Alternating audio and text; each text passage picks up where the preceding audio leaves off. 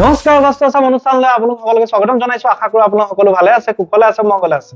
আজি আপোনাৰ আলোচনাৰ বাবে লৈ আহিছো এটা অতি গুৰুত্বপূৰ্ণ বিষয়, ৰাতি শোৱাৰ আগৰ 1 মিনিট।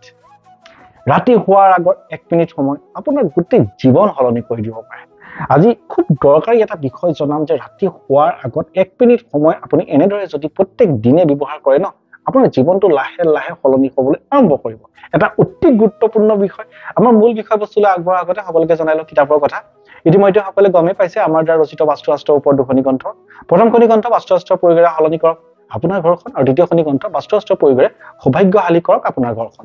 হয়, এই দুখন গ্ৰন্থ বৰ্তমান অনলাইন যোগে এভেইলেবল আছে। অফলাইন যোগে বা অসমৰ কোনো কিতাপৰ বিপণীত আপোনালোকে এই গ্ৰন্থ ক্ৰয় কৰিব নোৱাৰিব। আমাৰ স্ক্ৰীনত যি নম্বৰ দিয়া আছে ফোন কৰিব নালাগে, হোৱাটছআপ যোগে আপোনাৰ নাম আৰু সম্পূৰ্ণ ঠিকনা আমালৈ প্ৰেৰণ কৰি যোন য'তে আছে নিজ নিজ ঘৰত থাকিয়ে আপুনি কিতাপৰ এটা কপি সংগ্ৰহ কৰিব পাৰিব। ইতিমধ্যে অসমৰ শত সহস্ৰজনে এই কিতাপ ক্ৰয় কৰি নিজৰ ঘৰখন বাস্তুসন্মত কৰিছে, শাস্ত্ৰসন্মত কৰিছে। এতিয়া হওক মূল বিষয়বস্তু। আজিৰ বিষয়বস্তু কি? জাষ্ট 1 মিনিট সময় আপোনাক আজি জনাম। এনেদৰে আপুনি প্ৰত্যেকে ব্যৱহাৰ কৰক ৰাতি শোৱাৰ আগত।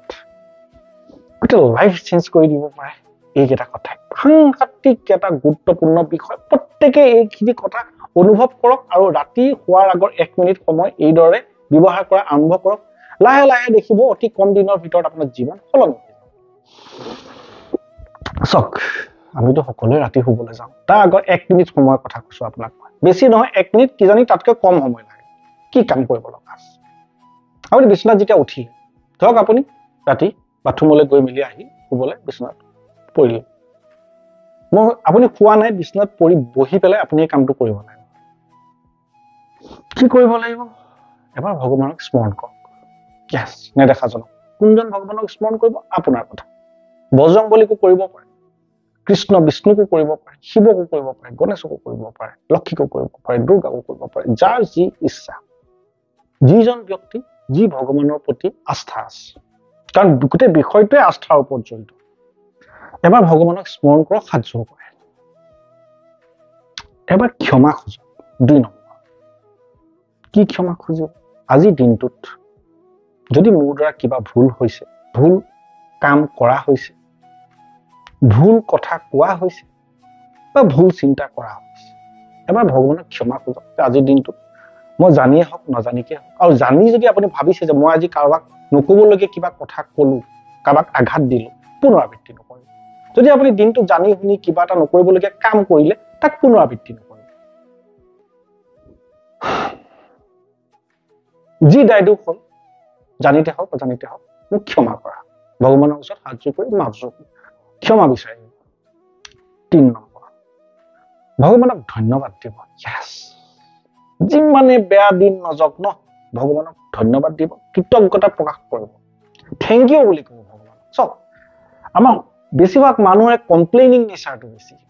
আমি কমপ্লেইন কৰিব নালাগে, আমি থেংক ইউ কৰিবলৈ শিকিব লাগে।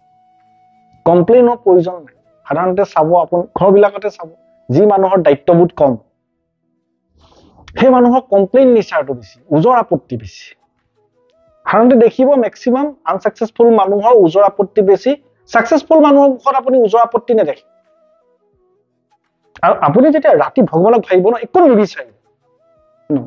বাকী সময়ত যি মনক যি পূৰণ কৰে, আপুনি ভগৱানক যি বিচাৰে, ৰাতি সময় আপুনি একো নিবিচাৰিব, জাষ্ট ভগৱানক থেংক ইউ ক'ব, আজিৰ দিনটোৰ কাৰণে ধন্যবাদ। আজিৰ দিনটো মোক সফল হিচাপে যে চাওক, সকলোৰেতো প্ৰত্যেকটো দিন ভালে নাযায়। আপোনাৰতো কেতিয়াবা এটা দিন ভালো যাব পাৰে, বেয়াও যাব পাৰে। বেয়া হলেও থেংক ইউ কওক। ইয়েছ, চাওক, আজি ভিডিঅ'টো একচুৱেলি মই প্ৰায় 2 বছৰ মানৰ আগে, মই 2 বছৰ 1 বছৰ মানৰ আগে বনাম বুলি ভাবিছিলো এইটো ভিডিঅ'। কিন্তু কথাটো হ'ল, এই গুণটো মোৰ নিজৰ মাজতে সম্পূৰ্ণ ৰূপত আনিব পৰা নাছিল। এতিয়া পৰা হলো কাৰণে ভিডিঅ'টো বনাইছো। তাৰমানে মই এইটো কথা আপুনি চাওক, প্ৰথমে আপুনি আজি গম পালে, আপুনি কৰা আৰম্ভ কৰক। 1 মিনিট সময় লাগিছে। এদিনততো এইটো অভ্যাস গঢ় লৈ নুঠে। এদিন মনত থাকিব, এদিন পাহৰিব, এদিন মনত থাকিব, এদিন পাহৰিব। লাহে লাহে লাহে লাহে লাহে পাহৰাটো কমিব, কণ্টিনিউ হ'ব। যেতিয়া কণ্টিনিউ হ'ব, আপুনি গম পাব আপুনি লাইনত আহিছে, আৰু তেতিয়াৰ পৰা আপুনি ৰিজাল্ট পোৱা ষ্টাৰ্ট হ'ব। তাৰমানে চাওক, যিকোনো কাম কণ্টিনিউৱাছলি কৰিব লাগিব। মইতো 1 মিনিট সময় আপোনাৰ পৰা বিচাৰিছো নিজৰ কাৰণে। প্ৰত্যেকে নিজে নিজক দিয়ক। কেনেধৰণে দিব মই সেইখিনিকে আপোনাক জনাইছো। ভগৱানক স্মৰণ কৰক। আৰু মই বাৰে বাৰে কৈছো, একো নিবিচাৰিব ভগৱানক আমুকটো পূৰণ কৰা, আমুকটো দিয়া, নাই। আমিতো ভগৱানক সকলো সময়তে বিচাৰিয়ে থাকো। এবাৰতো থেংক ইউ দিয়ক নেদেখাজনক, ইউনিভাৰ্ছক। এবাৰতো থেংক ইউ দিয়ক। এই দিনটো বেয়া গ'লেও থেংক ইউ দিয়ক। কি কাৰণে কৈছো গম পায়? আপুনি কেনেকে গম পালে? আজিৰ দিনটো আপোনাৰ যিমান বেয়া হ'ল, কিজানি তাতকৈ বহুত বেছি গুণে বেয়া হ'ব লগা আছে। এইটো হ'ল এটা অপটিমিষ্টিক ভিউজ। এই বস্তুটো আমাৰ জীৱনত, আপোনাৰ মোৰ প্ৰত্যেকৰে জীৱনত এইটো চিন্তা খুবেই জৰুৰী। এনেকে নাভাবিব যে মোৰহে অকল বেয়া হ'ল, এইটো নিগেটিভ চিন্তা। এটা কথা জানিব, কিমান মানুহে ৰাতি শোৱাৰ পাছত পাছদিনা ৰাতিপুৱা শুই নুঠে, মৃত্যুবৰণ কৰে। প্ৰত্যেক দিনে পৃথিৱীত হাজাৰ হাজাৰ কি লাখতো হ'ব কি জানি মানুহ এইদৰে শোৱা পাতিৰ পৰা নুঠে, মৃত্যুবৰণ কৰে। আপুনিতো এটা সুস্থ সবল দেহ পাইছে প্ৰত্যেকেই।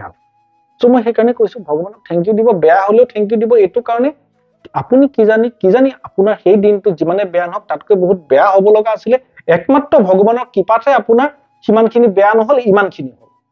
তেনেকৈ ভাবিব প্ৰতিটো কথা। থেংক ইউ দিব 4 নম্বৰ, ভগৱানৰ নাম লৈ আপুনি কিবা এটা মন্ত্ৰ মুখৰ ভিতৰত 3বাৰ জপ কৰিব। যদি একো মন্ত্ৰ নাজানে ওম নমঃ শিৱায় বুলি 3বাৰ জপ কৰিব। হনুমানৰ মন্ত্ৰও জপ কৰিব পাৰে, ওম হং হনুমতে নমঃ। বিষ্ণু ভগৱানৰ মন্ত্ৰও জপ কৰিব পাৰে, ওম নমঃ ভগৱতে বাসুদেৱায়, বা যোনে যি বিচাৰে। এটলিষ্ট মই সেইটোৱে কৈছো, ওম নমঃ শিৱায় এই 3টা শব্দ প্ৰতিজন মানুহে জানে। বাকী আপুনি একো মন্ত্ৰ নাজানে বুলি মই ধৰি লৈছো। এই 3টা শব্দ উচ্চাৰণ কৰি ভগৱানক সেৱা কৰি এবাৰ, তাৰ পাছত আপুনি এইটো বিছনাখনত উঠি বহি কৰিব লাগিব। শুই দি পেলাই কৰিলে নহব, বহি কৰিব। তাৰ পাছত আপুনি শুবলৈ যাওক। বিশ্বাস কৰক, কৰিবলৈ আৰম্ভ কৰক। লাহে লাহে ইৰেগুলাৰ পৰা, অনিয়মীয়াৰ পৰা এই স্বভাৱটো আপোনাৰ মাজত নিয়মীয়া স্বভাৱ হিচাপে গঢ় লব।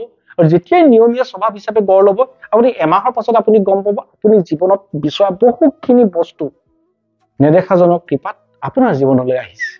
অতি সৰু কথা ভাবক, 1 মিনিট সময় যদি আপুনি প্ৰত্যেকে, আমি প্ৰত্যেকে যদি এই ধৰণে হোৱাৰ আগত ভগৱানৰ নাম লৈ ভগৱানক থেংক ইউ দি যদি আমি ব্যৱহাৰ কৰিব পাৰো, আমাৰ জীৱনটোৱে সলনি হৈ যাব। নিজৰ মাজত আপুনি নিজেই চাওক আপোনাৰ জীৱনত কি কি সলনি হ'ল। ইয়েছ, আশা কৰো আজি এই ভিডিঅ'টোৰ মাধ্যমত এটা সৰু কিন্তু ভাবিব নোৱাৰা বিষয় জনাব পাৰিলো। যিমান পাৰে ভিডিঅ'টো শ্বেয়াৰ কৰক, অসমৰ চুবুৰীৰ কাৰণে শ্বেয়াৰ কৰক। যিমানে মানুহে জানিব সিমানে মানুহ উপকৃত হ'ব। আপুনি শ্বেয়াৰ কৰা এটা ভিডিঅ'ৰ পৰা এজন মানুহ বা এটা পৰিয়াল যদি উপকৃত হয়, সেইটো এক ডাঙৰ পুণ্য যি আপোনাৰ জীৱনত সংযোজন। আমি সকলো আছো কিয়? পুণ্য অৰ্জন কৰিবলৈ, পুণ্য সঞ্চয় কৰিবলৈ, আৰু আমাৰ জীৱনত এটা এটাকৈ পুণ্য সংযোজন কৰিবলৈ। ধন্যবাদ।